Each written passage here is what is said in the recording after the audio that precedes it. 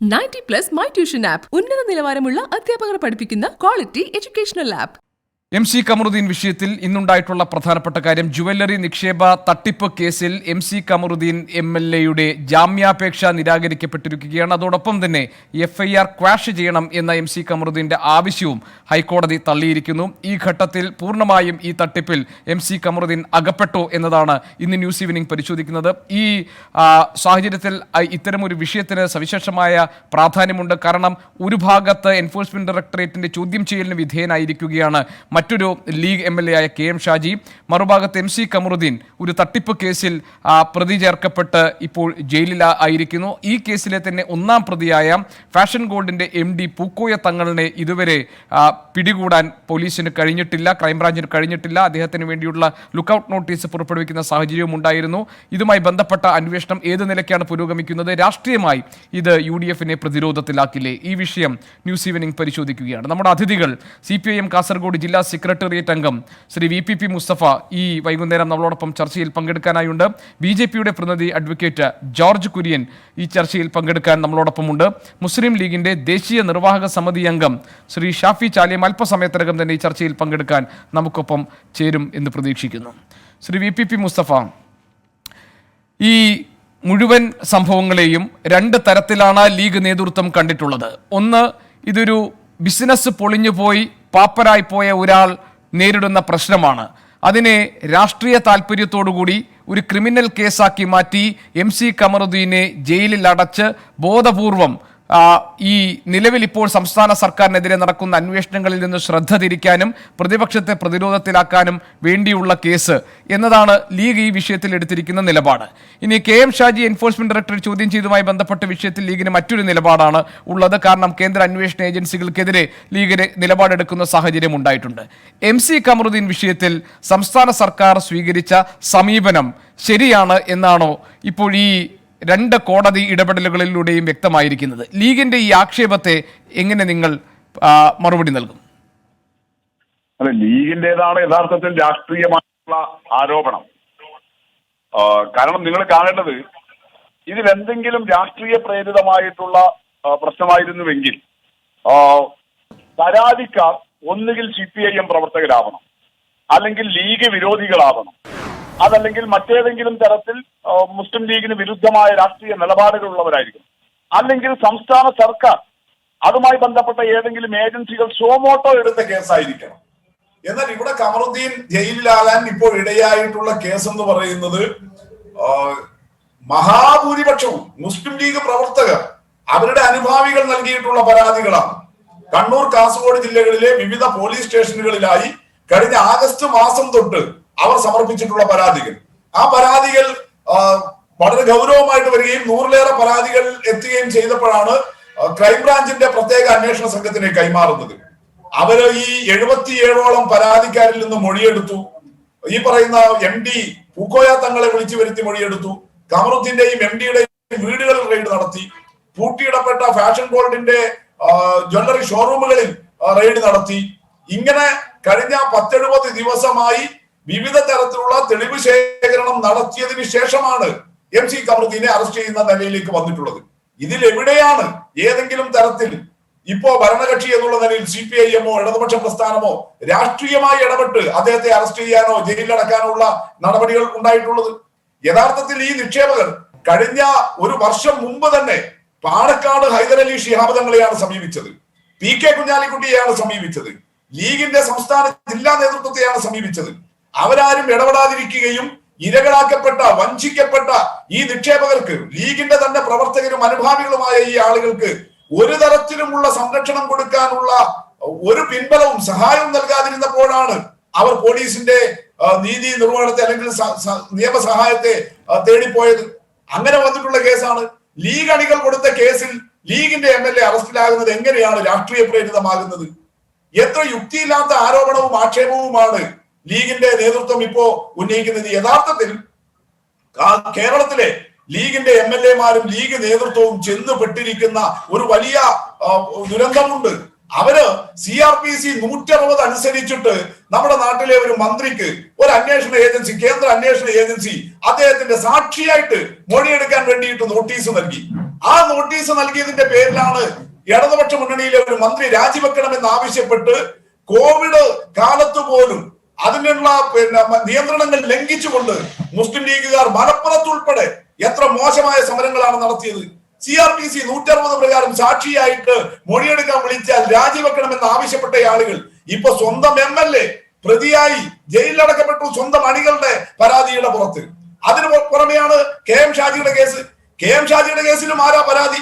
ഗോപീഷ, അതിലും പരാതിക്കാരൻ നൌഷാദ് പൂതപ്പാറ എന്ന് പറയുന്ന മുസ്ലിം ലീഗ് പ്രവർത്തകനാണ്. ഇദ്ദേഹത്തിന്റെ മണ്ഡലത്തിലെ, അഴീക്കോട് മണ്ഡലത്തിലെ മുസ്ലിം ലീഗിന്റെ വിവിധ തരത്തിലുള്ള ചുമതലകൾ വഹിച്ചിരുന്ന നൌഷാദ് പൂതപ്പാറ എന്ന് പറയുന്ന ലീഗ് പ്രവർത്തകനാണ് സ്വന്തം നേതാവും MLA-യുമായ KM ഷാജിയുടെ അനധികൃത സമ്പാദനത്തിനും കൈക്കൂലി വാങ്ങിയതിനുമെതിരെയുള്ള ആക്ഷേപങ്ങളും ആരോപണങ്ങളും ഉന്നയിക്കുന്നത്. അതിലാണ് എൻഫോഴ്സ്മെന്റ് ഡയറക്ടറേറ്റ് ഷാജിയെയും ഭാര്യയെയും അതുപോലെ KPA മജീദിനെയും TT ഇസ്മയിലിനെയും ഉൾപ്പെടെയുള്ള ലീഗ് നേതാക്കളെയെല്ലാം വിളിച്ചു വരുത്തി ചോദ്യം ചെയ്യുന്നതും മൊഴിയെടുക്കുന്നതും. ഇതിലെവിടെയാണ് രാഷ്ട്രീയമുള്ളത്? അങ്ങനെ കക്ഷി രാഷ്ട്രീയമുണ്ട്, അത് അഴിമതിക്കെതിരായിട്ടുള്ള രാഷ്ട്രീയ പോരാട്ടത്തിന്റെ ഭാഗമായിട്ട് വരേണ്ടതാണ്. അതല്ലാതെ കക്ഷി രാഷ്ട്രീയം ഈ അന്വേഷണത്തിൽ ആരോപിക്കുന്നത് അങ്ങേയറ്റം രക്ഷപ്പെടാൻ വേണ്ടിയിട്ടുള്ള, അല്ലെങ്കിൽ അണികളെ പറ്റിക്കാൻ വേണ്ടി, പൊതുസമൂഹത്തെ തെറ്റിദ്ധരിപ്പിക്കാൻ വേണ്ടിയിട്ടുള്ള ഒരു യുക്തിയുമില്ലാത്ത ആക്ഷേപം, ആരോപണം. ശ്രീ VPP മുസ്തഫ, ഈ കേസിലെ ഒന്നാം പ്രതി പൂക്കോയ തങ്ങളിനെ പിടികൂടാൻ ക്രൈംബ്രാഞ്ചിന് ഇതുവരെ കഴിഞ്ഞിട്ടില്ല. എമ്പാടും വല വീശിയിട്ടുണ്ട്, പക്ഷെ കണ്ടെത്താൻ കഴിഞ്ഞിട്ടില്ല എന്ന് പറയുന്നു. അങ്ങനെ ലുക്കൌട്ട് നോട്ടീസുള്ള 3 പേരുണ്ട്. അതായത് ഈ കേസിൽ ഒരു വ്യക്തത വരാൻ വേണ്ടി, കാര്യങ്ങൾ കൃത്യമായി മനസ്സിലാക്കാൻ വേണ്ടി ചോദ്യം ചെയ്യപ്പെടേണ്ടവരാണിവർ. ഇവരെ പിടികൂടാൻ ഇതുവരെ കഴിഞ്ഞിട്ടില്ല ക്രൈംബ്രാഞ്ചിന്. ഖമറുദ്ദീൻ അറസ്റ്റ് ചെയ്യപ്പെടുന്നതിന്റെ 3-4 ദിവസം മുമ്പാണ് പൂക്കോയ തങ്ങൾ ചോദ്യം ചെയ്യപ്പെട്ടത്. അദ്ദേഹത്തെ പ്രത്യേക അന്വേഷണ സംഘം ചോദ്യം ചെയ്തിരുന്നു. ആ ചോദ്യം ചെയ്തതിന്റെ അടിസ്ഥാനത്തിൽ കിട്ടിയ വിവരങ്ങൾ കൂടി വെച്ചുകൊണ്ടാണ് അറസ്റ്റ് ചെയ്യപ്പെട്ട ദിവസം രാവിലെ ചോദ്യം ചെയ്യലിന് ഹാജരാകാൻ വേണ്ടിയിട്ട് MC ഖമറുദ്ദീന് നോട്ടീസ് നൽകിയത്. അതേ ദിവസം തന്നെ ഹാജരാകാൻ വേണ്ടി MD-ക്കും നോട്ടീസ് നൽകിയിരുന്നു. എന്നാൽ അദ്ദേഹം കോഴിക്കോട് ഉണ്ടായിരുന്ന പൂക്കോയ തങ്ങൾ, അദ്ദേഹം കോഴിക്കോട് നിന്ന് കാസർഗോട്ടേക്ക് വരുന്ന വഴിയിൽ വെച്ച് തന്നെ ഖമറുദ്ദീന്റെ അറസ്റ്റ് അറിഞ്ഞപ്പോൾ അദ്ദേഹം മുങ്ങുകയാണ് ഉണ്ടായിട്ടുള്ളത്. ഈ പൂക്കോയ തങ്ങളും ലീഗുകാരനാണ്. ലീഗുകാരൻ മാത്രമല്ല, അദ്ദേഹവും MC ഖമറുദ്ദീന്റെ കൂടെ കാസർഗോഡ് ജില്ലാ മുസ്ലിം ലീഗ് പ്രവർത്തക സമിതി മെമ്പറാണ്. ഒരു സാധാരണ കൗൺസിൽ അംഗമല്ല. മുസ്ലിം ലീഗിന്റെ കാസർഗോഡ് ജില്ലാ നിർവാഹക സമിതിയിലെ പ്രവർത്തക സമിതിയിലെ അംഗമാണ്.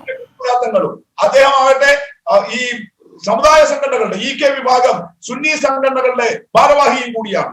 അങ്ങനെ രണ്ടുപേരും ഈ സമുദായത്തിലും അതുപോലെ തന്നെ രാഷ്ട്രീയത്തിലുമുള്ള ഈ സാമുദായിക രാഷ്ട്രീയ പദവികളും സ്വാധീനവും ഉപയോഗിച്ചിട്ടാണ് സ്വന്തം അണികളും സ്വന്തം സമുദായക്കാരുമായിട്ടുള്ള നിക്ഷേപകരെ വഞ്ചിക്കുന്ന, തട്ടിപ്പിനിരയാക്കുന്ന സാഹചര്യം ഉണ്ടാക്കിയിട്ടുള്ളത്.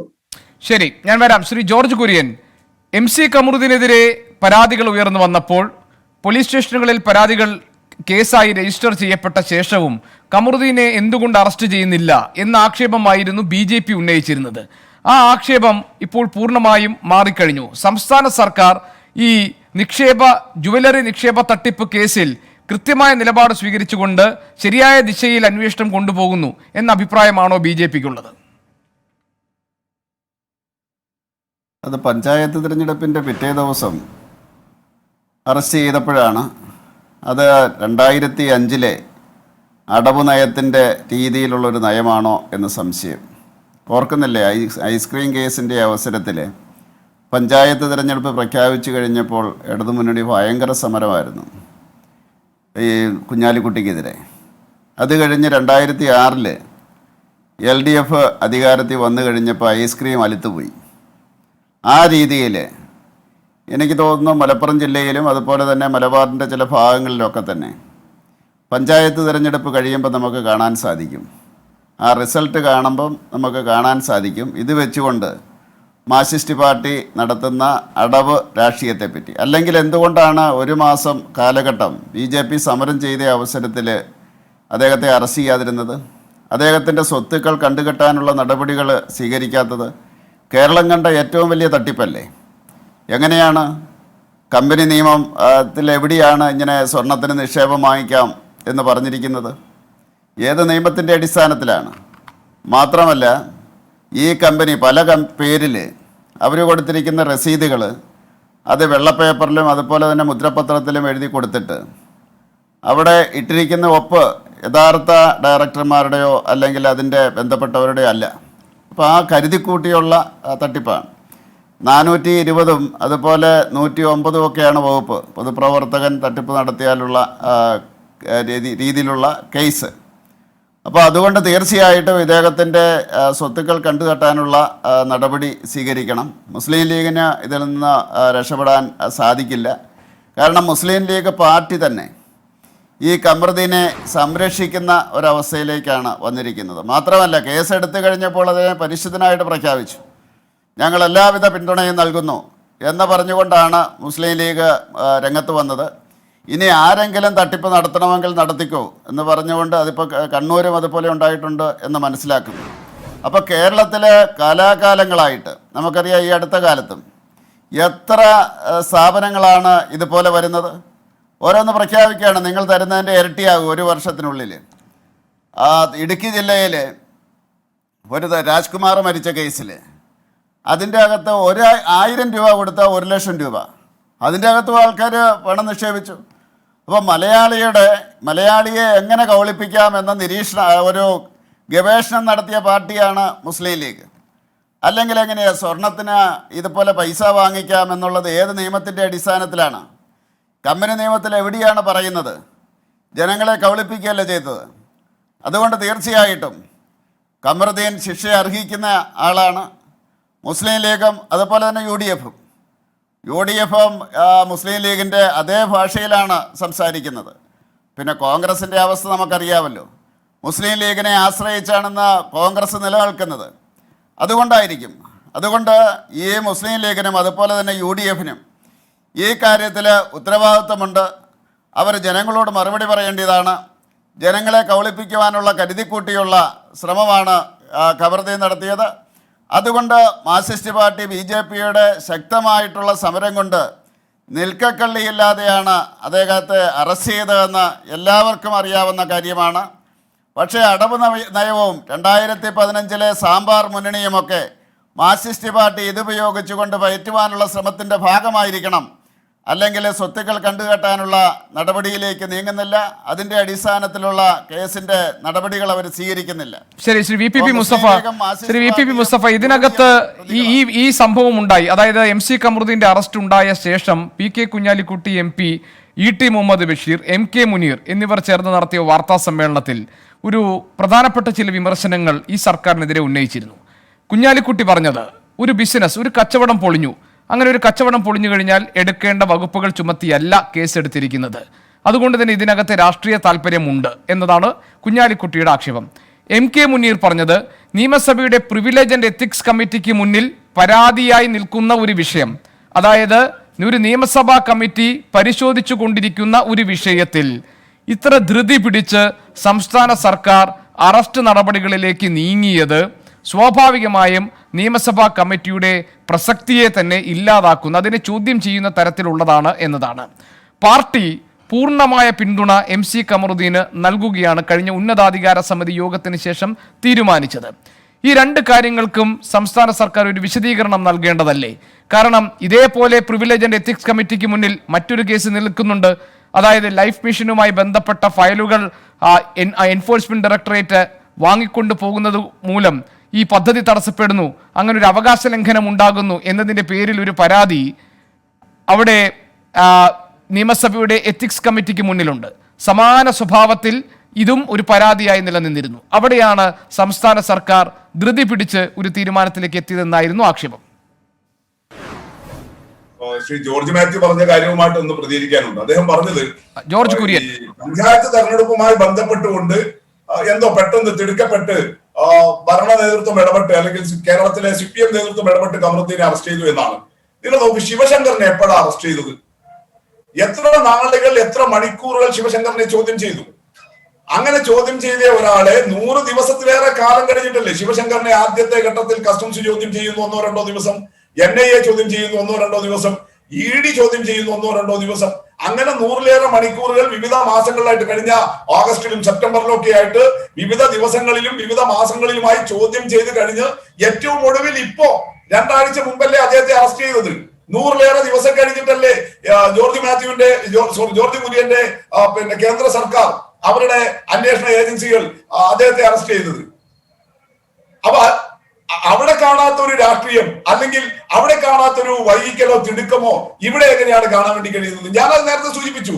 70 ദിവസത്തിലേറെ കാലം ക്രൈംബ്രാഞ്ചിന്റെ പ്രത്യേക അന്വേഷക സംഘം ഇതിൽ 100-ലേറെ പരാതിക്കാരുണ്ട്. ശിവശങ്കറിനെ അറസ്റ്റ് ചെയ്ത പോലെ ഉള്ള കേസിലുള്ളതുപോലെ ഒരുപാട് പരാതിക്കാരൊന്നും ആ കേസിൽ ഒരുപാട് പരാതിക്കാരൊന്നും ഇല്ല. അത് സോമോട്ടോ അന്വേഷക ഗവൺമെന്റ് എടുത്ത കേസാണത്. സ്വർണ്ണക്കള്ളക്കടത്തും അതുമായി ബന്ധപ്പെട്ട വിഷയങ്ങളും. ഇവിടെ 117-ലേറെ ആളുകൾ പരാതിക്കാരായിട്ട് വരുന്നു. കണ്ണൂർ, കാസർഗോഡ് ജില്ലകളിലെ വിവിധ പോലീസ് സ്റ്റേഷനുകളിലാണ് ആ പരാതികൾ വരുന്നത്. അത് ക്രൈംബ്രാഞ്ചിന് കൈമാറി പ്രത്യേക അന്വേഷക സംഘം ഏറ്റെടുത്ത് അവർ ഈ പരാതിക്കാരിൽ നിന്ന് മൊഴിയെടുക്കുന്നു. ഈ 77ഓളം പേരെ ദിവസങ്ങൾ എടുത്ത് മൊഴിയെടുക്കുന്നു.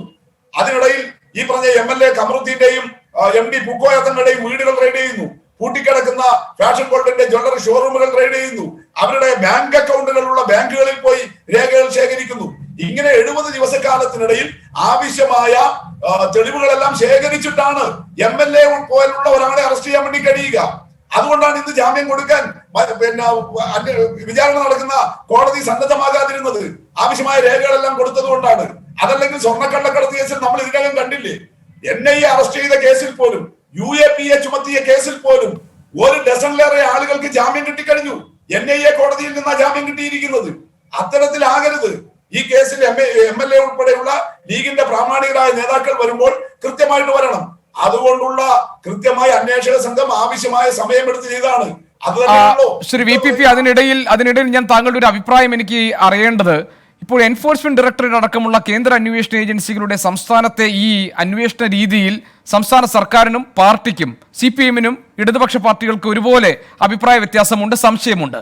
നിങ്ങൾക്ക് എൻഫോഴ്സ്മെന്റ് ഡയറക്ടറേറ്റിനോട് അടക്കമുള്ള കേന്ദ്ര ഏജൻസികളോടുള്ള നിങ്ങളുടെ വിയോജിപ്പും സംശയവും ഒക്കെ KM ഷാജിയുടെ കാര്യത്തിലും ഉണ്ടോ? KM ഷാജിയെ കഴിഞ്ഞ ദിവസം എൻഫോഴ്സ്മെന്റ് ഡയറക്ടറേറ്റ് മണിക്കൂറുകളോളം ചോദ്യം ചെയ്ത ശേഷമാണ് വിട്ടയച്ചത്. വീണ്ടും അദ്ദേഹത്തിന് കൂടുതൽ രേഖകളുമൊക്കെയായി വീണ്ടും അദ്ദേഹത്തിന് എൻഫോഴ്സ്മെന്റ് ഡയറക്ടറിന് മുന്നിൽ അദ്ദേഹത്തിന് വരേണ്ട സാഹചര്യമുണ്ട്. ആ നടപടികളിലും നിങ്ങൾക്ക് കേന്ദ്ര ഏജൻസികളോടുള്ള വിയോജിപ്പുണ്ടോ? ഗോപേഷൻ, നിങ്ങൾ പൊതുവൽക്കരിച്ച് പറയുമ്പോഴുള്ള ഒരു പ്രശ്നം ആളുകൾ തെറ്റിദ്ധരിക്കുന്നത്, തുടക്കം മുതൽ കേന്ദ്ര അന്വേഷണ ഏജൻസികളെയും സ്വർണ്ണക്കള്ളക്കടത്ത് ഉൾപ്പെടെയുള്ള കേസുകളിലെ അന്വേഷണത്തെയും എല്ലാം എന്തോ സംസ്ഥാന സർക്കാരും ആ സർക്കാരിന് നേതൃത്വം നൽകുന്ന കേരളത്തിലെ ഇടതുപക്ഷ പാർട്ടികളും എതിർത്തു എന്നുള്ള തോന്നൽ ഉളവാക്കാനാണ്. യഥാർത്ഥത്തിൽ അങ്ങനെയല്ലല്ലോ ഉണ്ടായിട്ടുള്ളത്. താങ്കൾക്ക് ഉൾപ്പെടെ മാധ്യമപ്രവർത്തകർ എന്നുള്ള അതിൽ ബോധ്യമുള്ളതല്ലേ? നമ്മൾ ഈ 100 ദിവസം ചർച്ചയിൽ പങ്കെടുക്കുമ്പോൾ എപ്പോഴെങ്കിലും അന്വേഷണ ഏജൻസികളുടെ സമീപനത്തെ ആ സമയത്ത് എതിർത്തിട്ടുണ്ടോ? രീതി എതിർത്തിട്ടുണ്ടോ? എപ്പോഴാണ് ഞങ്ങൾ എതിർക്കുന്ന ഒരു ഘട്ടം വന്നത്? വടക്കാഞ്ചേരി ഫ്ളാറ്റ് നിർമ്മാണത്തിലെ അഴിമതിയെ കുറിച്ചിട്ട് അതിലെ FCRA ലംഘനം നടന്നു എന്ന് പറഞ്ഞുകൊണ്ട് കഴിഞ്ഞ മാസം 20-ാം തീയതി അനിലക്കര MLA പരാതി പോകുന്നു. 20-ാം തീയതി വൈകുന്നേരം CBI ഓഫീസിൽ കിട്ടുന്ന പരാതിയുടെ പുറത്ത് അന്ന് തന്നെ മണിക്കൂറുകൾ കൊണ്ട് FIR ഇട്ട് CBI സംഘം ചാടിയിറങ്ങി അന്വേഷണത്തിന് പുറപ്പെടുന്നു. തൊട്ടുപിറകെ ED വന്നിട്ട് വടക്കാഞ്ചേരി ഫ്ളാറ്റ് നിർമ്മാണത്തിലെ കേസിന്റെ ഫയലുകളോ അതുമായി ബന്ധപ്പെട്ട കാര്യങ്ങളോ മാത്രമല്ല, ലൈഫ് മിഷന്റെ CIO വിളിച്ചു വരുത്തി, മറ്റൊരു IAS ഉദ്യോഗസ്ഥനെ വിളിച്ചു വരുത്തിയിട്ട് കേരളത്തിലെ ലൈഫ് മിഷൻ പദ്ധതിയുടെ ആകെ ഫയലുകൾ ആവശ്യപ്പെടുകയാണ്. അതുമായിട്ട് ഇത്ര മണിക്കൂറിനുള്ളിൽ വന്നുകൊള്ളണം. ഉദ്യോഗസ്ഥന്മാരെ ഭീഷണിപ്പെടുത്തുകയാണ്. അത്തരം ഒരു സാഹചര്യം വന്നപ്പോൾ കേരള സർക്കാരിന്റെ വികസന പദ്ധതികളെ എതിർക്കാനോ അതിന്റെ പ്രവർത്തനങ്ങളെ തടയാനോ അന്വേഷണ ഏജൻസികൾക്ക് അധികാരമില്ല. ഈ നിലപാട് മാത്രമേ ഞങ്ങൾ എടുത്തിട്ടുള്ളൂ. അതേസമയം അന്വേഷണ ഏജൻസികളെ നേരത്തെ UPA ഗവൺമെന്റ് അല്ലെങ്കിൽ കോൺഗ്രസ് ഗവൺമെന്റ് ഉണ്ടായിരുന്ന കാലത്തും ഇപ്പോ BJP ഗവൺമെന്റ് വന്നതിന് ശേഷവും നമ്മുടെ രാജ്യത്താകെ ED ഉൾപ്പെടെയുള്ള അന്വേഷണ ഏജൻസികളെ സങ്കുചിത രാഷ്ട്രീയ താല്പര്യത്തിന് വേണ്ടി ഉപയോഗിക്കുന്നു എന്ന ആക്ഷേപം അത് വസ്തുനിഷ്ഠമായിട്ട് ഞങ്ങൾ കൃത്യമായിട്ട് തന്നെ പറയുന്നുണ്ട്. അത് കേരളത്തിലും പറയുന്നു, ജമ്മു കാശ്മീരിലും പറയുന്നു, അത് ഡൽഹിയിലും പറയുന്നു, കന്യാകുമാരിയിലും പറയുന്നു. അല്ലാതെ പ്രതിപക്ഷ നേതാവ് രമേശ് ചെന്നിത്തല പറയുന്ന പോലെ കേരളത്തിലൊരു നയവും പഞ്ചാബിലൊരു നയവും എന്നല്ല. ജോർജ് കുര്യന്റെ ആളുകൾ പറയുന്നത് പോലെ ഇപ്പോ BJP വന്നപ്പോ അന്വേഷണ ഏജൻസികളെല്ലാം വളരെ സംശുദ്ധം എന്നൊന്നുമല്ല. നിങ്ങൾ നോക്കൂ, ഫാറൂഖ് അബ്ദുള്ളക്കെതിരെ ഇപ്പൊ ED പോയത് എപ്പോഴാ? അദ്ദേഹത്തിന്റെ നേതൃത്വത്തിൽ ജമ്മു കാശ്മീരിൽ അവിടുത്തെ രാഷ്ട്രീയ പാർട്ടികളുടെ വിപുലമായ ഒരു മുന്നണി വന്നപ്പോഴാണ് 13 വർഷം മുമ്പുള്ള പരാതിയുടെ പുറത്ത് ഫറൂഖ് അബ്ദുള്ളയെ പോലെ ഒരു മുതിർന്ന നേതാവിനെതിരെ ഇപ്പൊ കേന്ദ്ര അന്വേഷണ ഏജൻസിയെ കയറൂരി വിട്ടിരിക്കുന്നത്. ഇനിയിപ്പോ ബീഹാറിൽ ഈ തൂക്കുസഭ വന്നപ്പോ അവിടെ ഇപ്പൊ ഏതെല്ലാം അന്വേഷണ ഏജൻസികൾ പോയി നിരങ്ങും എന്നുള്ളത് നമുക്ക് കാണാം. അതുകൊണ്ട് അക്കാര്യത്തിലൊന്നും നിലപാടിലൊരു മാറ്റവുമില്ല. അതുകൊണ്ട് അല്ല, അതിൽ എനിക്ക് താങ്കൾ പറഞ്ഞത് ശരി, VPP മുസ്തഫ താങ്കൾ പറഞ്ഞത് ശരിയാണ്.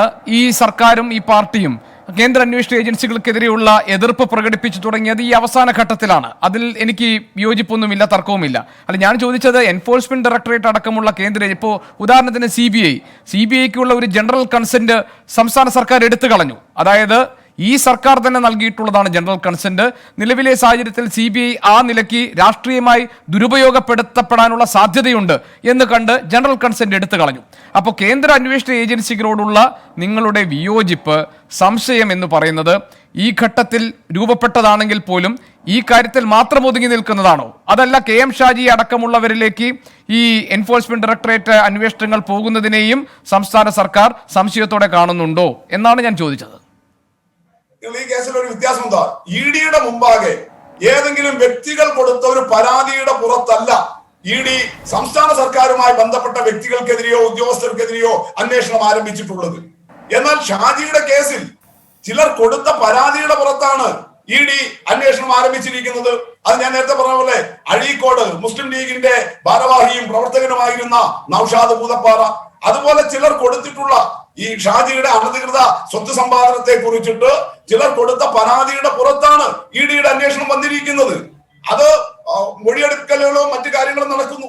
അതിൽ രാഷ്ട്രീയമുണ്ടോ എന്നുള്ളത് നമുക്ക് പരിശോധനയുടെ ഭാഗമായിട്ട് എങ്ങനെയാണ് ED എടുക്കുന്ന സമീപനം എന്ന് നോക്കി മനസ്സിലാക്കാൻ വേണ്ടി കഴിയും. 90+ മൈ ട്യൂഷൻ ആപ്പ് 5 മുതൽ +2 വരെയുള്ള കേരള സിലബസ് പഠിക്കുന്ന കുട്ടികൾക്ക് ഇപ്പോൾ വീട്ടിലിരുന്ന് ട്യൂഷൻ പഠിക്കാം. നമുക്ക് വീണ്ടും ചർച്ചയിലേക്ക് വരാം. മുസ്ലിം ലീഗിന് ഇനി പറഞ്ഞു നിൽക്കാൻ എന്തെങ്കിലും ന്യായവാദങ്ങളുണ്ടോ എന്നാണ് നമ്മൾ MC കമറുദ്ദീന്റെ ജാമ്യാപേക്ഷ നിരാകരിക്കപ്പെടുകയും FIR ക്വാഷ് ചെയ്യണമെന്ന ആവശ്യം തള്ളുകയും ചെയ്തിരിക്കുന്ന പശ്ചാത്തലത്തിൽ ഇന്ന് ന്യൂസ് ഈവനിംഗ് ചർച്ച ചെയ്യുന്നത്. മുസ്ലിം ലീഗിന്റെ ദേശീയ നിർവാഹക സമിതി അംഗം ശ്രീ ഷാഫി ചാലിയം കൂടി ഈ ചർച്ചയിൽ ഇപ്പോൾ നമ്മളോടൊപ്പം ചേരുന്നുണ്ട്. ശ്രീ ഷാഫി ചാലിയം, താങ്കൾ ഒരു അല്പം വൈകിയിട്ടുണ്ട്. ഈ ചർച്ചയിൽ ഒരു ആദ്യഘട്ട ചർച്ച നമ്മൾ നടന്നു കഴിഞ്ഞു.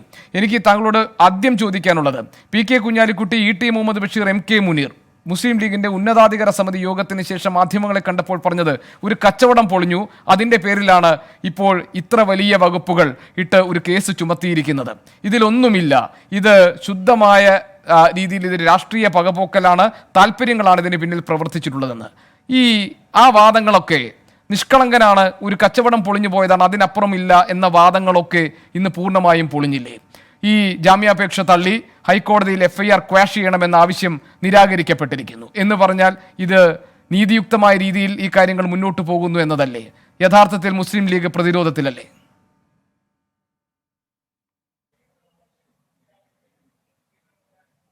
ഇന്ന് ഹൈക്കോടതിയിൽ സംഭവിച്ചത് എന്താണ്? നിങ്ങളെ ചാനൽ എഴുതി കാണിക്കുന്നത് പോലെ കമറുദ്ദീൻ്റെ ക്രിമിനൽ കേസ് സ്ക്വാഷ് ചെയ്യണമെന്ന ഹർജി ഹൈക്കോടതി തള്ളി എന്നാണ് നിങ്ങൾ എഴുതി കാണിക്കുന്നത്. ഹൈക്കോടതി തള്ളിയിട്ടില്ല. ഹൈക്കോടതി ഈ സ്റ്റേജിൽ അത് കൺസിഡർ ചെയ്യാൻ പറ്റില്ലെന്നാണ് പറഞ്ഞത്. അതിനർത്ഥം അടുത്തൊരു സ്റ്റേജിൽ അത് പരിഗണിക്കാമെന്നാണ്. എന്തുകൊണ്ട് കോടതി പറയുന്നുണ്ട് അതിൽ? അതായത് അന്വേഷണം നടന്നുകൊണ്ടിരിക്കുകയാണ്. പ്രോസിക്യൂഷൻ ഈ സമയത്ത് ഇത് സ്ക്വാഷ് ചെയ്ത് കഴിഞ്ഞാൽ അന്വേഷണം ആകെ വഴിമുട്ടും. മാത്രമല്ല, ഇതിൽ പ്രധാന ഒന്നാം പ്രതിയെ ഇതുവരെ പിടിച്ചിട്ടില്ല. അതിൻ്റെ കാരണം അദ്ദേഹം MLA അല്ലാത്തതുകൊണ്ടാണെന്നാണ് ഞങ്ങൾ മനസ്സിലാക്കുന്നത്. അദ്ദേഹം 20 ഡയറക്ടർമാർ, ഈ 20 എങ്ങനെ അദ്ദേഹം ഒളിവിലാണെന്നാണ് ഞങ്ങൾ മനസ്സിലാക്കുന്നത്. അതെ, അദ്ദേഹവും കമറുദ്ദീനെ പോലെ തന്നെ ചോദ്യം ചെയ്യാൻ പഠിപ്പിച്ചാണല്ലോ. അദ്ദേഹം എങ്ങനെയാണ് ഈ സമർത്ഥന്മാരായ പോലീസുകാരെ വെട്ടിച്ച് അദ്ദേഹം ഒളിവിൽ പോയി? എന്താണ് ഈ കേസ് കമറുദ്ദീനിൽ മാത്രം കെട്ടിത്തിരിയാൻ കാരണം? 20 ഡെസിഗ്നേറ്റഡ് ഡയറക്ടർമാരിൽ ഒരാൾ മാത്രമാണ് കമറുദ്ദീൻ. കമറുദ്ദീനാണ് ഇതിൽ MLA. അത് തന്നെയാണ് കമറുദ്ദീൻ്റെ നേരെ വരാൻ കാരണം. ഈ രജിസ്ട്രാർ ഓഫ് കമ്പനീസ് ആക്ട് പ്രകാരം ഈ ROCയിൽ ഡയറക്ടർമാരാണുള്ളത്. പിന്നെ ഇതിൻ്റെ ഏറ്റവും വലിയ അതോറിറ്റി ഒരു മാനേജിങ് ഡയറക്ടർ ഉണ്ടാവും. ചെയർമാൻ എന്നത് ROCയിൽ ഇല്ല. അതൊരു ലീഡർഷിപ്പാണ്. അത് യോഗങ്ങളിൽ അധ്യക്ഷത വഹിക്കാനും അതൊരു എന്താ പറയുക, ഒരു സൂപ്പർവിഷനൊക്കെ വേണ്ടി ഒരു അലങ്കാരം, ഒരു ഫാൻസി പോസ്റ്റാണ് ഈ പബ്ലിക് ലിമിറ്റഡ് കമ്പനികളിലും അതേപോലെ തന്നെ പ്രൈവറ്റ് ലിമിറ്റഡ് കമ്പനികളിലൊക്കെ ചെയർമാൻ പദവി. ദൈനംദിനമായ കാര്യങ്ങളിലൊന്നും ചെയർമാൻ അതിലിടപെടേയില്ല, എല്ലാം എം ഡിയാണ്. അതുകൊണ്ടാണ് എം ഡി ഇതിൽ ഒന്നാം പ്രതി ചെയ്യുന്നത്. അത് നമ്മൾ മനസ്സിലാക്കേണ്ടത്. ഇതിന് IPC 420 ഉൾപ്പെടുത്തിയിരിക്കുന്നത്. IPC 420 ഇതിൽ നിലനിൽക്കില്ല. എന്തുകൊണ്ട് എന്ന് വെച്ചാൽ ഈ IPC 420 ഒരു എസെൻഷ്യൽ ഇൻഗ്രീഡിയൻ്റ് എന്ന് പറഞ്ഞാൽ ഒരാളിൽ നിന്ന് കാശ് വാങ്ങുമ്പോൾ തിരിച്ചു കൊടുക്കില്ലെന്ന നിശ്ചയത്തോടു കൂടി വാങ്ങുന്നതാണ് ഈ ചീറ്റിംഗ്, വഞ്ചന. അതിനാണ് 420. 2007 ആരംഭിച്ച് പണം വാങ്ങൽ തുടങ്ങിയ സ്ഥാപനം അന്ന് തൊട്ട് ഒരു മാസത്തിൽ 1 ലക്ഷത്തിന് 1000 രൂപ വീതം പ്രതിഫലം 2019 സെപ്റ്റംബർ വരെ കൊടുത്തുകൊണ്ടിരിക്കുക. അപ്പോൾ പിന്നെ എങ്ങനെ IPC 420 നിലനിൽക്കുക? അതേപോലെ തന്നെ അതിനുശേഷം ഇന്നലെയും മിഞ്ഞാന്നൊക്കെയാണ് ഈ 409, 406, 409 ഒക്കെ പിടിച്ചത്. 406 സാധാരണ ഒരു ക്രിമിനൽ ഒഫൻസാണ്. പക്ഷേ ഈ പൊതുപ്രവർത്തകർ, കച്ചവടം നടത്തുന്നവർ അവരൊക്കെ ചെയ്തു കഴിഞ്ഞാൽ അതിന് 409 പോകും. 409 എന്ന് പറഞ്ഞാൽ ഒരു എൻട്രസ്റ്റ്മെൻ്റ് ആണ് യഥാർത്ഥത്തിൽ. അതായത് വിശ്വസിച്ച് ഏൽപ്പിച്ച ഒരു മുതൽ എന്ത് ചെയ്യുക, വിറ്റ് കളയുക, ദുരുപയോഗപ്പെടുത്തുക എന്നതൊക്കെയാണ് ഒഫൻസ്. ഇവിടെ 409 ഒക്കെ എങ്ങനെയാണ്, എന്ത് കണ്ടിട്ടാണ് ഉൾപ്പെടുത്തിയത്? 2013 പയ്യന്നൂർ കോടതിയിൽ ഇതിലെ ചില ആളുകൾ, ചില നിക്ഷേപകർ പയ്യന്നൂർ സബ് കോടതിയിൽ കേസ് കൊടുത്തു. ഞങ്ങൾക്ക് നിക്ഷേപം തിരിച്ചു വരണം എന്ന് പറഞ്ഞിട്ട്. പയ്യന്നൂർ കോടതിയിൽ കൊടുത്ത കേസ് പ്രകാരം ഈ പയ്യന്നൂരുള്ള ഈ ഫാഷൻ ഗോൾഡിൻ്റെ അസറ്റ് കോടതി ജപ്തി ചെയ്യാണ്. അപ്പോൾ സ്വാഭാവികമായും മധ്യസ്ഥന്മാരെ ഇറങ്ങി അങ്ങോട്ടും ഇങ്ങോട്ടും സംസാരിച്ച് എന്താണ് ഇവർക്ക് കൊടുക്കാനുള്ള നിക്ഷേപം കൊടുക്കാൻ വേണ്ടി ഈ ജപ്തിയിലാകപ്പെട്ട മുതൽ എന്ത് ചെയ്യാം, കേസ് പിൻവലിച്ച് ജപ്തിയിൽ നിന്ന് മുക്തമാക്കി ആ പ്രോപ്പർട്ടി വിറ്റിട്ട് ഇതിനകത്ത് നിക്ഷേപിച്ചവർക്ക് കൊടുത്തു. അവിടെയാണ് ഈ കേസ് കൊടുത്തവരോ 2013 ഈ അസറ്റ് വാങ്ങിയത്. 2013 ശേഷം പണം തന്നവർക്ക് 2013 അസറ്റിൽ അവരെ പങ്കാളിത്തമില്ല. അപ്പം എങ്ങനെ 409 നിലനിൽക്കുക? പക്ഷെ കോടതി ഇന്ന് എന്ത് ചെയ്തു? അവിടെയാണ് പഠിക്കേണ്ടത്. കോടതിക്ക് മുമ്പിൽ ഇതിൽ ഏറ്റവും വലിയൊരു വിഷയം എന്താണെന്ന് വെച്ചാൽ സങ്കീർണമായ ഒരുപാട് കേസുകളാണ്, ഒരുപാട് പരാതി പ്രളയങ്ങളാണ്. സ്വാഭാവികമായിട്ടും അതിൻ്റെ എൻക്വയറി നടന്നുകൊണ്ടേയിരിക്കുകയാണ്. ഈ ഒരു ഘട്ടത്തിൽ ഈ കേസ്, ക്രിമിനൽ കേസ് മൊത്തം എടുത്ത് സ്കോഷ് ചെയ്യണമെന്ന് പറഞ്ഞാൽ അത് അന്വേഷണത്തിനെ ബാധിക്കുമെന്ന് പ്രോസിക്യൂഷൻ പറയുമ്പോൾ അവിടെയാണ് പറഞ്ഞത് എന്താണ്, പാടെ അങ്ങനെയാണ് തള്ളുന്നു, റിജക്റ്റാണ് പറയേണ്ടത്. ഈ സ്റ്റേജിൽ അനുവദിക്കാൻ വയ്യെന്നാണ്. ശരി, ഈ ഹോസ്ദുർ കോടതി ജാമ്യാപേക്ഷ തള്ളിയതോ? ഹോസ്ദുർ കോടതി ജാമ്യാപേക്ഷ തള്ളിയതോ? അല്ല, ഹോസ്ദുർ കോടതിയും ജാമ്യാപേക്ഷ തള്ളിയിട്ടില്ല. എവിടെ തള്ളി? ഹോസ്ദുർ കോടതിയോട് 2 ദിവസം കൂടി ഞങ്ങൾക്ക് റിമാൻഡിൽ വിട്ടു തരണം, ഞങ്ങൾക്ക് കുറച്ചുകൂടി കാര്യങ്ങൾ അറിയേണ്ടതെന്ന് പറഞ്ഞപ്പോൾ 2 ദിവസം കൂടി അനുവദിച്ചു. ഇത് ഗോപികൃഷ്ണൻ, നിങ്ങൾ മനസ്സിലാക്കേണ്ട കേസ് എന്താ പറയുക, ഇതിൽ കമറുദ്ദീൻ MLA ആയതുകൊണ്ട് മാത്രമാണ് ഇത് കമറുദ്ദീനെ എന്താണ്, ഇതിൽ എത്ര കേസ് ഉണ്ട് അറിയോ? നമുക്ക് അതിലേക്ക് വരാം. അതിനു മുമ്പ് ഞാൻ ഒന്ന് രണ്ട് കാര്യങ്ങളൊന്ന് ക്ലാരിറ്റി വരുത്തട്ടെ. 4 കമ്പനികളാണല്ലോ കമ്പനീസ് ആക്ട് പ്രകാരം രജിസ്റ്റർ ചെയ്തിരിക്കുന്നത്. Fashion gold international, Nujoom gold, Qamar fashion gold ornament. ഇവയുടെ ആസ്തി വിവരങ്ങൾ 2017 മുതൽ സമർപ്പിച്ചിട്ടുണ്ടോ?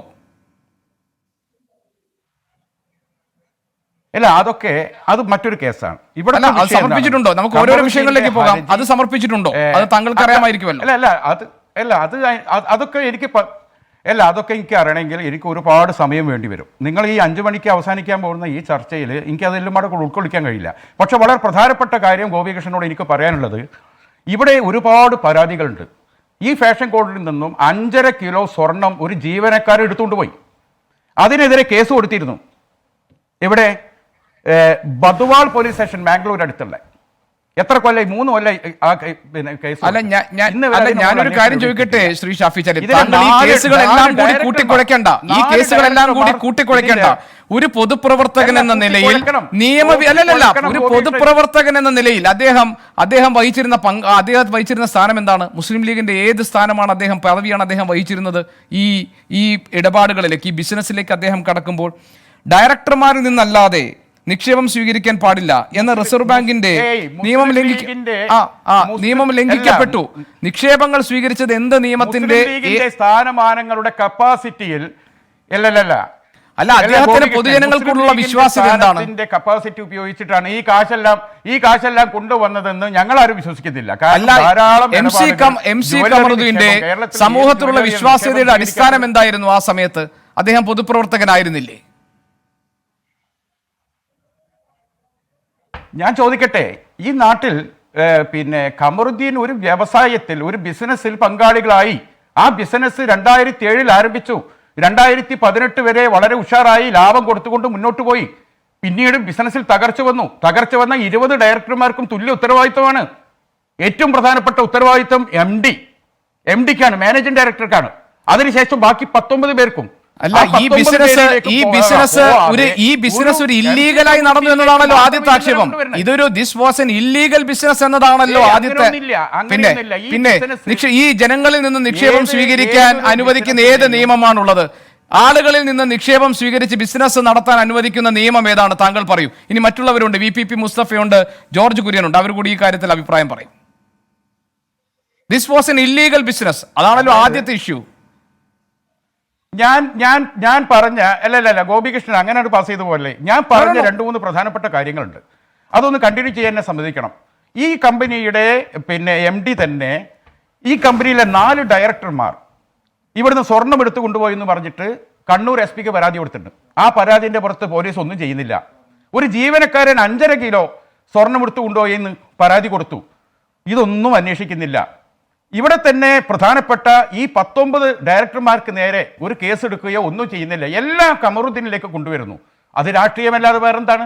ശരി, ഞാനൊരു ഇടവേള എടുത്തതിന് ശേഷം ഞാൻ താങ്കളിലേക്ക് സമയം ഏതായാലും അവസാനിക്കാനേ, താങ്കൾ അല്പം വൈകുകയും ചെയ്തു. ഞാൻ വരാം താങ്കളിലേക്ക്. 90+ മൈ ട്യൂഷൻ ആപ്പ്, ഉന്നത നിലവാരമുള്ള അധ്യാപകർ പഠിപ്പിക്കുന്ന ക്വാളിറ്റി എഡ്യൂക്കേഷണൽ ആപ്പ്. ശ്രീ VPP മുസ്തഫ, ഇവിടെ ഇനിയിപ്പോൾ അധികം സമയമില്ല. വളരെ ചുരുങ്ങിയ സമയത്തിൽ താങ്കൾ പൂർത്തിയാക്കിയാൽ വളരെ നന്നായി.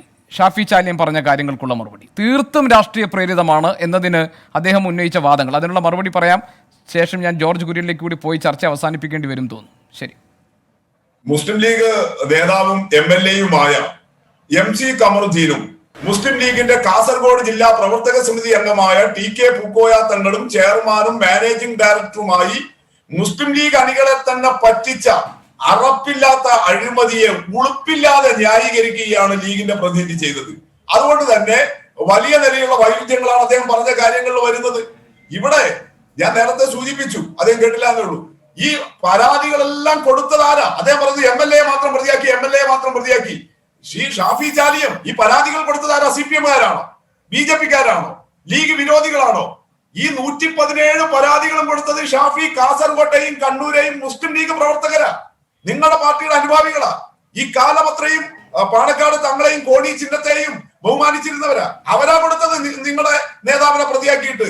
നിങ്ങൾ പറഞ്ഞു MDA എന്ത് പിടിക്കാത്തത്? ഈ MD എന്ത് ലീഗിന് പുറത്തുള്ള ആളാണോ? അദ്ദേഹവും ലീഗിന്റെ കാസർഗോഡ് ജില്ലാ പ്രവർത്തക സമിതി അംഗമാ. അങ്ങനെ ലീഗ് നേതാക്കൾ എന്നുള്ള നിലയിലും സമസ്ത സുന്നി വിഭാഗത്തിന്റെ നേതാക്കൾ എന്നുള്ള നിലയിലും സമുദായത്തിലും പാർട്ടിയിലുമുള്ള സ്വാധീനം ഉപയോഗിച്ച് ആളുകളെ പറ്റിക്കുകയല്ലേ ചെയ്തത്? താങ്കൾ പറഞ്ഞതുപോലെ ഈ 19 ഡയറക്ടർമാരിൽ കേവലം ഒരു ഡയറക്ടർ മാത്രമാണോ കമറുദ്ദീനും പൂക്കോയ തങ്ങളും ലീഗിന്റെ നേതാക്കൾ എന്നുള്ള നിലയിൽ ചെയർമാനും MD-യുമായിട്ട് അവരാണ് ഈ പരിപാടി ആരംഭിക്കുന്നത്, അവരാണ് ആസൂത്രണം ചെയ്യുന്നത്. അങ്ങനെ ആസൂത്രണം ചെയ്ത ഒരു പദ്ധതിയിൽ മുടുക്ക തട്ടിപ്പ് നടത്തുകയല്ലേ ചെയ്തത്? താങ്കൾ നേരത്തെ കമ്പനി നിയമത്തെ കുറിച്ച് പറഞ്ഞു. ആ കമ്പനി നിയമം അനുസരിച്ച് ഈ 19 ഡയറക്ടർമാർക്ക് പുറത്തുള്ളവരിൽ നിന്ന്, ഷെയർ ഹോൾഡേഴ്സിന് പുറത്തുള്ളവരിൽ നിന്ന് നിക്ഷേപം സ്വീകരിക്കാൻ പാടുണ്ടോ? അങ്ങനെയല്ലേ 800ഓളം പേരിൽ നിന്ന് നിക്ഷേപം സ്വീകരിച്ചത്. എന്നിട്ട് അവർക്ക് കൊടുത്ത ഗ്യാരണ്ടി എന്താ? ഷാഫി ചാലിയം 50 രൂപയുടെ മുദ്രപത്രത്തിൽ നിങ്ങൾ ഈ പറയുന്ന കമറുദ്ദീൻ ഒപ്പിട്ടതാ, അല്ലാതെ 19 ഡയറക്ടർമാരും അതിൽ ഒപ്പിട്ടിട്ടില്ല. ഈ നിക്ഷേപകർക്ക് കൊടുത്ത മുദ്രപത്രത്തിലുള്ള എഗ്രിമെന്റിൽ ഒപ്പിട്ടിരിക്കുന്നത് MC കമറുദ്ദീനാ. അതുകൊണ്ടാണ് അദ്ദേഹം പ്രതിയാകുന്നത്, അതുകൊണ്ടാണ് അദ്ദേഹം ജയിലിൽ പോകേണ്ടി വന്നത്. അതിലൊന്നും 19 ഡയറക്ടർമാരുടെ ഒപ്പില്ല. കമറുദ്ദീൻ ഒപ്പിട്ട് കൊടുക്കുന്നത് ആളുകൾക്ക് ഇന്ന് പണം വാങ്ങിച്ചിട്ട് 50 രൂപയുടെ മുദ്രപത്രത്തിൽ എഗ്രിമെന്റ് കൊടുക്കുന്നത് ഏത് നിയമം അനുസരിച്ചിട്ടാ? അത് ബിസിനസ് തകർന്നത് കൊണ്ടാണോ അങ്ങനെ അന്ന് 50 രൂപയുടെ മുദ്രപത്രത്തിൽ കൊടുക്കുന്നത്? അപ്പൊ തുടക്കം മുതൽ തന്നെ നമ്മുടെ രാജ്യത്ത് നിലനിൽക്കുന്ന നിയമങ്ങൾ ലംഘിച്ചുകൊണ്ട് അറിഞ്ഞുകൊണ്ട് നേതാക്കൾ എന്നുള്ള നിലയിലുള്ള സ്വാധീനം ഉപയോഗിച്ച് ഈ ആളുകളെ പറ്റിക്കുകയല്ലേ ചെയ്തത്. അപ്പൊ അത് വഞ്ചനയല്ലാതെ തട്ടിപ്പല്ലാതെ മറ്റെന്താ? ബിസിനസ് തകർന്നാണെങ്കിൽ നമുക്ക് മനസ്സിലാക്കാം. നേരെ ചൊവ്വേ ശരി ശരി ശരി ശ്രീ വി പി മുസ്തഫ, ശരി ശരി, താങ്കൾ ആ ഭാഗം പറഞ്ഞല്ലോ. ശ്രീ ജോർജ് കുര്യൻ ഒരു ജനപ്രതിനിധിയായതുകൊണ്ട് മാത്രം MC കമറുദ്ദീൻ പ്രതിയാക്കപ്പെട്ട തീർത്തും രാഷ്ട്രീയ പ്രേരിതമായ ഒരു കേസ് അല്ലായിരുന്നുവെങ്കിൽ 19 ഡയറക്ടർമാർക്കെതിരെയും കേസ് എടുക്കണമായിരുന്നു. ജുവല്ലറിയിൽ നിന്ന് ഈ ആഭരണങ്ങൾ മോഷ്ടിച്ച സംഭവത്തിൽ കേസ് കൊടുത്തിട്ട് നടപടി സ്വീകരിക്കാതെ പോലീസ് ഇരിക്കുന്ന സാഹചര്യം ഉണ്ടാകില്ലായിരുന്നു. ഇങ്ങനെ പശ്ചാത്തലം മുഴുവൻ പരിശോധിച്ചു കഴിഞ്ഞാൽ ഇത് രാഷ്ട്രീയ പ്രേരിതമായ ഇടപെടലായിരുന്നു എന്ന് മനസ്സിലാക്കേണ്ടി വരും എന്നതാണ് ലീഗ് പ്രതിനിധിയുടെ വാദം. അല്ല, 3 കാര്യങ്ങളാണ് എനിക്ക് പറയാനുള്ളത്. ഒന്ന്, ഷാഫി പറഞ്ഞു ഈ 482 അത് ക്വാഷ് ചെയ്യാനുള്ളത് കൊടുത്തപ്പോൾ കോടതി പറഞ്ഞു പ്രഥമദൃഷ്ടിയ ഇദ്ദേഹം കുറ്റക്കാരനാണ്, അതുകൊണ്ട് ഈ അവസരത്തിൽ ഇടപെടേണ്ട കാര്യമില്ല എന്ന് പറഞ്ഞാൽ ട്രയൽ കോർട്ട് ഇയാൾ നിരപരാധിയാണെങ്കിൽ വെറുതെ വിടട്ടെ എന്നാണ്. അത് സാധാരണ കോടതി ഉപയോഗിക്കുന്ന ഒരു ടേമാണ്.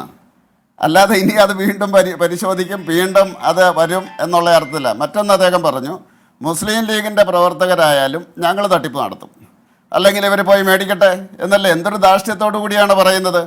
ഏത് നിയമത്തിൻ്റെ അടിസ്ഥാനത്തിലാണ് 1 ലക്ഷം രൂപയ്ക്ക് 1000 രൂപ കൊടുക്കുന്നത്? അത് മാത്രമല്ല, ഇവർ കൊടുത്ത കണക്കിൽ ഈ പൈസ ഉണ്ടോ? എവിടെയാണ് ഈ പൈസ? ആൾക്കാരോട് വാങ്ങിച്ചുള്ളതിനുള്ള രേഖ എവിടെയാണുള്ളത്? അപ്പോൾ അത് കരുതിക്കൂട്ടിയുള്ള തട്ടിപ്പാണ്. 4 കമ്പനി ഉണ്ടാക്കിയിട്ട് അവർ ആൾക്കാരിൽ നിന്ന് പൈസ വാങ്ങിച്ചിട്ട് കബളിപ്പിക്കുകയായിരുന്നു. മറ്റൊന്ന്, പൂക്കോയ തങ്ങളെ എന്താ അറസ്റ്റ് ചെയ്യാത്തതെന്ന് ചോദിച്ചാണ് ഞാൻ മുമ്പേ പറഞ്ഞത്. അടവ് നയം എന്ന് പറഞ്ഞത് മാർക്സിസ്റ്റ് പാർട്ടിയും ഈ മുസ്ലിം ലീഗുമായിട്ടുള്ള ഒരു അടവ് നയത്തിൻ്റെ ഭാഗമായിട്ടാണ്. പഞ്ചായത്ത് തിരഞ്ഞെടുപ്പ് കഴിയുമ്പോൾ ഏതായാലും ഈ കേസെല്ലാം ആവിയായിട്ട് പോകും. അതുകൊണ്ട് ജനങ്ങളെ കബളിപ്പിക്കരുത്. ദയവ് ചെയ്ത് മുസ്ലിം ലീഗുകാർ അവരുടെ പ്രവർത്തകരെ കൂടി പോലും ഇങ്ങനെ തട്ടിപ്പ് നടത്തും, ഞങ്ങൾ പിരിക്കും, നിങ്ങൾ കേസെടുക്കുക, എന്താണ് നിയമം എന്ന് ചോദിക്കുന്നത് തീർച്ചയായിട്ടും ജനാധിപത്യ വിരുദ്ധമാണ്, തീർച്ചയായിട്ടും മനുഷ്യത്വരഹിതമാണ്. ഇങ്ങനെ ചെയ്യരുതെന്നാണ് എനിക്ക് പറയാനുള്ളത്. ഷാഫി ചാലിയം, താങ്കളുടെ മറുപടി കൂടി കേട്ട ശേഷം ഞാൻ ചർച്ച അവസാനിപ്പിക്കും. അല്ല, എനിക്കിതിനെക്കുറിച്ച് പറയാനുള്ളത് BJPയുടെ പ്രതിനിധിക്കും CPMൻ്റെ പ്രതിനിധിക്കും ഒരുപോലെ മുസ്ലിം ലീഗിനെതിരെ വിഷയം വരുമ്പോൾ ഇവർക്ക് തമ്മിലുള്ള ചില അന്തർധാരയുണ്ട്. അതാണ് ഇപ്പോൾ ഇവിടെയും കാണുന്നത്, മറ്റെല്ലാ കേസിലും കാണുന്നത്. ഇവിടെ CPMൻ്റെ പ്രതിനിധി പറഞ്ഞല്ലോ അഴിമതി. എന്താണ് അഴിമതിൻ്റെ വിവക്ഷ? അതിൻ്റെ അർത്ഥം പോലും ഈ ചങ്ങാതിക്ക് അറിയോ? എന്താ അഴിമതി എന്ന് പറഞ്ഞാൽ സർക്കാരിൻ്റെ മുതൽ കൊള്ളയടിക്കലാണ്, പൊതുമുതൽ അപഹരിക്കുന്നതാണ് അഴിമതി. ഇതെങ്ങനെ അഴിമതിപ്പെടുക? അതേപോലെ തന്നെ BJPൻ്റെ ജോർജ് കുര്യൻ സാറ് അദ്ദേഹം ഇവിടെ പറയണ്ടായി എന്താണ് ദാഷ്ട്യത്തിൽ, എവിടെയാണ് ദാഷ്ട്യമുള്ളത്? ഇതൊരു കച്ചവടം നടത്തി പൊളിഞ്ഞുപോയ കേസാണ്, അത് നിങ്ങൾ മനസ്സിലാക്കണം. അങ്ങനത്തെ ധാരാളം കേസുകളുണ്ട്. കച്ചവടം ചെയ്ത് പൊളിഞ്ഞ് പലിശയിൽപ്പെട്ട് നിക്കക്കള്ളിയില്ലാതെ നാട് വിട്ടു പോയിട്ട് 6 വർഷം കഴിഞ്ഞ് തിരിച്ചു വന്ന് എല്ലാ പണവും തിരിച്ചേൽപ്പിച്ച് ഇപ്പോൾ നിയമസഭയിൽ ഇരിക്കുന്ന ഒരു MLA പോലും CPMനുണ്ട്. നിങ്ങൾ മനസ്സിലാക്കണം. നിങ്ങളിപ്പോൾ ഷാജിൻ്റെ കാര്യം പറഞ്ഞു, ഇബ്രാഹിം കുഞ്ഞിൻ്റെ കാര്യം പറഞ്ഞു, കമറുദ്ദീൻ്റെ കാര്യം പറഞ്ഞു, എന്നിട്ട് ഇങ്ങനെ ലീഗിന് നേരെ വരിക.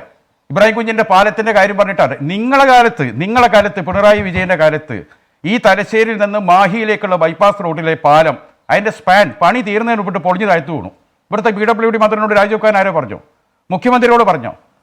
പാലാരി വട്ടപ്പാലം കുറേ വാഹനം കയറി ഓടിയെന്ന് നിങ്ങൾ കൂട്ടുക, ഇത് വാഹനം പോലെ ഓടുന്നതിന് മുമ്പിട്ട് പൊളിഞ്ഞു വീണു. അതിൻ്റെ പേര് അഴിമതിയല്ല അല്ലേ? ഇവിടെയും ഞാൻ പറഞ്ഞെന്താ, നിക്ഷേപകരോടൊപ്പമാണ് മുസ്ലിം ലീഗ്. മാന്യമായ സെറ്റിൽമെന്റ് ഉണ്ടാക്കി പരിഹരിക്കായിരുന്നു. അത് പരിഹരിച്ചു കഴിഞ്ഞാൽ ഇവർക്ക് രാഷ്ട്രീയപരമായി ഇത് ഉപയോഗിക്കാൻ കഴിയില്ല. എനിക്ക് ഒരുപാട് കാര്യങ്ങളിൽ താങ്കൾക്ക് എനിക്ക് എതിർ ചോദ്യങ്ങൾ ചോദിക്കാനുണ്ട്. ഒന്നാമത്തെ കാര്യം, ഇത് നിയമപരമായി നടത്തിയ ഒരു ബിസിനസ് ആയിരുന്നു. താങ്കൾ പറഞ്ഞു ലീഗ് ഇടപെട്ട് നിക്ഷേപകരുടെ പ്രശ്നം പരിഹരിക്കുമായിരുന്നു. എങ്ങനെയല്ല, ഒരു മിനിറ്റ്, എങ്ങനെ പരിഹരിക്കുമായിരുന്നു? 2 മാസമാണ് കലക്ടർ മൈൻ ഹാജിയുടെ നേതൃത്വത്തിൽ ഇതിനകത്ത് ഒരു ഒത്തുതീർപ്പ് ചർച്ച നടത്തി. അദ്ദേഹം തന്നെ പറഞ്ഞു ഈ കമറുദ്ദീന്റെ ആസ്തി മുഴുവൻ കൊടുത്തു കഴിഞ്ഞാൽ 10 കോടി രൂപയാണ് വരുന്നത്. 182 കോടി രൂപയുടെ പ്രശ്നം പരിഹരിക്കാൻ 10 കോടി. ലീഗിന് ഉറപ്പ് കൊടുക്കാനുള്ള ചങ്കൂറ്റമുണ്ടോ? ഈ പ്രശ്നം ഞങ്ങൾ പരിഹരിക്കും. 90% വരുന്ന മുസ്ലിം ലീഗ് നിക്ഷേപകർ വഞ്ചിക്കപ്പെട്ട 90% വരുന്ന മുസ്ലിം ലീഗ് നിക്ഷേപകർ വഞ്ചിക്കപ്പെട്ട ഈ കേസിൽ മുസ്ലിം ലീഗിന്റെ ഉന്നതാധികാര സമിതി യോഗം എടുത്ത നിലപാട് എന്താണ്? MC കമറുദ്ദീനൊപ്പം ഞങ്ങൾ നിൽക്കുമെന്നാണ്. അപ്പോൾ നിങ്ങൾ പറയൂ, നിക്ഷേപകർക്ക് നിങ്ങൾ ഉറപ്പ് കൊടുക്കൂ. താങ്കൾ ലീഗ് പ്രതിനിധിയല്ലേ, നിർവാഹക സമിതി അംഗമല്ലേ? താങ്കൾ പറയൂ, നിക്ഷേപകരുടെ പ്രശ്നം അണാപ്പായി തീർത്ത് ഞങ്ങൾ കൊടുക്കുമെന്നൊരു ഉറപ്പ് നിങ്ങൾക്ക് കൊടുക്കാൻ പറ്റുമോ? പാർട്ടിക്ക് കൊടുക്കാൻ പറ്റുമോ? ഗോപികൃഷ്ണൻ, മുസ്ലിം ലീഗ് ഈ വിഷയത്തിൽ ധാരാളം ചർച്ച നടത്തിയിട്ടുണ്ട്. നിങ്ങൾ ഈ പറഞ്ഞതുപോലെ MC കമറുദ്ദീൻ്റെ വ്യക്തിപരമായ ആസ്തി മാത്രം വിറ്റ് ഇത് പരിഹരിക്കാൻ കഴിയില്ല. 20 ഡയറക്ടർമാരുണ്ട്. MC കമറുദ്ദീൻ പണം അപഹരിക്കാനായി ഇരുന്ന ആളായിട്ടാണ് നിങ്ങൾ ചിത്രീകരിക്കുക. MC കമറുദ്ദീൻ അടക്കമുള്ളവർ ഇതിൽ 1/2 കോടിയിലേറെ രൂപ ആദ്യം നിക്ഷേപിച്ച വ്യക്തിയാണ് MC കമറുദ്ദീൻ. അതുപോലെ എല്ലാ ഡയറക്ടർമാരുണ്ട്, 20 ഡയറക്ടർമാരുണ്ട്. മുസ്ലിം ലീഗ് എന്താ പറഞ്ഞത്? എത്രയും പെട്ടെന്ന് ഇപ്പം കോടതിക്ക് പുറത്ത് കുമ്മനം രാജശേഖരന്റെ കേസ് കോടതിക്ക് പുറത്ത് ഇന്റേണൽ സെറ്റിൽമെന്റ് ഉണ്ടാക്കിയില്ലേ? CPM ആരും എതിർത്തില്ലല്ലോ. അതുപോലെ ഇത് കോടതിയിലേക്ക് പോയി കഴിഞ്ഞ് ഇതൊരു സിവിൽ വ്യവഹാരമായി കഴിഞ്ഞാൽ 10-30 വർഷം എടുക്കും. നിക്ഷേപകർക്ക് അതുകൊണ്ട് പ്രയാസം ഉണ്ടാവും. അതുകൊണ്ട് ഉള്ള സ്ഥാപനത്തിന്റെ ആസ്തി എന്താണെന്ന് തിട്ടപ്പെടുത്തിയിട്ട് അത് ആദ്യ ഗഡുവായിട്ട് നിക്ഷേപകർക്ക് കൊടുക്കുക. ബാക്കി നിക്ഷേപകർക്ക് എത്ര കൊടുക്കാറുണ്ട്? നിക്ഷേപകർ കുറേ ആദായം വാങ്ങിയവരുണ്ട്. കൊടുത്ത പണത്തിന്റെ അത്രത്തോളം തന്നെ ആദായം വാങ്ങിയവരുണ്ട്. അവരോടൊക്കെ ഒന്ന് സെറ്റിൽമെന്റ് ചെയ്യുക. എന്നിട്ട് ബാക്കിയുള്ള കുടുംബാംഗങ്ങളെയും ബന്ധുക്കളെയും സുഹൃത്തുക്കളെയും ഉപയോഗിച്ച് ഇത് തീർക്കുക. ഇതാണ് മുസ്ലിം ലീഗിന്റെ ഫോർമുല. സമയപരിമിതി ഉണ്ട്, അതുകൊണ്ട് ഞാൻ ഇടപെടുകയാണ്. ഞാനൊന്ന് കംപ്ലീറ്റ് ചെയ്യട്ടെ. ഗോപികൃഷ്ണൻ, ഞാനൊന്ന് കംപ്ലീറ്റ്. താങ്കൾ ഇത് സിവിൽ വ്യവഹാരമാണെന്ന് ആവർത്തിക്കുന്നുണ്ട്. ഇതൊരു ക്രിമിനൽ നടപടിയായി മാറിക്കഴിഞ്ഞു. ഇതൊരു ക്രിമിനൽ കേസായി മാറിക്കഴിഞ്ഞു. അത് താങ്കൾ അംഗീകരിക്കുന്നുണ്ടോ? പിന്നെ നിങ്ങള് മുസ്ലിം ലീഗ് എന്ന പാർട്ടിന്റെ ഉദ്ദേശശുദ്ധി ചോദ്യം ചെയ്തത് കൊണ്ടാണ് എനിക്കത് വിശദീകരിക്കേണ്ടി വരുന്നത്. കാരണം മുസ്ലിം ലീഗ് എന്താ തട്ടിപ്പടുത്തന്നെ BJP-ക്കാരെ എന്ത് വിഷയമൊന്നല്ല. പക്ഷെ ഞങ്ങളുടെ ഒരു ക്രെഡിബിലിറ്റി ഉണ്ട്. കേരള രാഷ്ട്രീയത്തിൽ മുസ്ലിം ലീഗിനുള്ള ഒരു അന്തസ്സുണ്ട്, ക്രെഡിബിലിറ്റി ഉണ്ട്. അത് നിങ്ങൾ മനസ്സിലാക്കണം. ഞങ്ങൾ നല്ലവർക്ക് തീർക്കാൻ നോക്കി. അതിനുവേണ്ടിയുള്ള സെറ്റിൽമെന്റ് ശ്രമം നടന്നു വരുന്ന സമയത്താണ് ക്രൈംബ്രാഞ്ച് ഇടപെട്ട് എല്ലാ ആസ്തികളൊക്കെ മരവിപ്പിക്കാൻ വരുന്നു. നിക്ഷേപകർ എടുത്തു പോയി നിങ്ങൾ ഉടനെ പരാതി കൊടുക്കണം, പരാതി കൊടുത്തിട്ടില്ലെങ്കിൽ നിങ്ങൾ കാശ് കിട്ടിയില്ല എന്ന് പറഞ്ഞ് നിക്ഷേപകരുടെ പരാതിയുടെ പ്രളയം സൃഷ്ടിക്കുന്നു. അങ്ങനെ വന്നു കഴിഞ്ഞ് ഇത് കേസായി മാറിക്കഴിഞ്ഞാൽ നിക്ഷേപകർക്ക് ആർക്ക് കാശ് കൊടുക്കാൻ കഴിയും? നിങ്ങൾ അത് ചിന്തിക്കണം. ഈ പറഞ്ഞ കേസെടുത്ത സർക്കാരിന് നിക്ഷേപകർക്ക് ഈ പണം വാങ്ങിച്ചു കൊടുക്കാൻ കഴിയുമെന്ന് ഈ ചാനലിൽ പറയാൻ പറ്റുമോ? സർക്കാരിന്റെ ഉത്തരവാദിത്തമല്ലോ അത്. സർക്കാരിന്റെ ഉത്തരവാദിത്തമല്ലല്ലോ ശ്രീ ഷാഫി ചാലിയം. അത് ഇതിലെന്താ സംഭവിച്ചത്? നിയമവിരുദ്ധമായ ഒരു ബിസിനസ് നടന്നു, ഒരു ഇല്ലീഗൽ ബിസിനസ് നടന്നു. ആ ഇല്ലീഗൽ ബിസിനസിന്റെ പേരിൽ ആ ബിസിനസ് പൊളിഞ്ഞു. അതുമായി ബന്ധപ്പെട്ട് 100 കണക്കിന് പരാതികൾ വന്നു. ആ പരാതിയിന്മേൽ അന്വേഷണം നടന്നു. ഒന്ന് തൊട്ട് മറ്റൊന്നിലേക്ക് ഈ അന്വേഷണം പോയപ്പോൾ ഇതിനകത്ത് അടിമുടി പ്രശ്നങ്ങളുണ്ടെന്ന് മനസ്സിലായി. അതിന്റെ ഭാഗമായി നടപടി വന്നു. താങ്കൾ ഇതിനെ സിവിൽ വ്യവഹാരം എന്ന് വ്യാഖ്യാനിക്കുന്നു. അതൊരു ക്രിമിനൽ പ്രൊസീജിയറായി മറുഭാഗത്ത് നടന്നുകൊണ്ടിരിക്കുന്നു. ഏതായാലും താങ്കൾക്ക് പറയേണ്ട ഒരു വലിയ ഭാഗം താങ്കൾ പറഞ്ഞിട്ടുണ്ടെന്ന് ശരി ഷാഫി, നമുക്ക് വിശദമായി ചർച്ച ചെയ്യാം. പൈസ വാങ്ങുന്നു, ലാഭം കൊടുക്കാന്ന് പറയുന്നു, ലാഭം വാങ്ങി കീശയിലിടുന്നു. അതാണ് നഷ്ടത്തിലായപ്പോൾ എന്തായി? പ്രശ്നമായി. ശരി, വളരെയധികം നന്ദി. ഏതായാലും ശ്രീ ഷാഫി ചാലിയം, താങ്കൾ ഒരു അല്പം വൈകി വന്നതുകൊണ്ടാണ് ഒരുപക്ഷെ വിശദമായി കാര്യങ്ങൾ നമുക്ക് സംസാരിക്കാൻ കഴിയാതെ പോയത്. ഏതായാലും ന്യൂസ് ഈവനിംഗിൽ ഈ വിഷയം ചർച്ച ചെയ്യുകയായിരുന്നു. MC കമറുദ്ദീൻ പൂർണ്ണമായും ഈ വിഷയത്തിൽ അകപ്പെട്ടു പോയോ ജുവല്ലറി നിക്ഷേപ തട്ടിപ്പ് കേസിൽ എന്നതാണ് ന്യൂസ് ഈവനിംഗ് പരിശോധന. 90+ മൈ ട്യൂഷൻ ആപ്പ് 5 മുതൽ +2 വരെയുള്ള കേരള സിലബസ് പഠിക്കുന്ന കുട്ടികൾക്ക് ഇപ്പോൾ വീട്ടിലിരുന്ന് ട്യൂഷൻ പഠിക്കാം.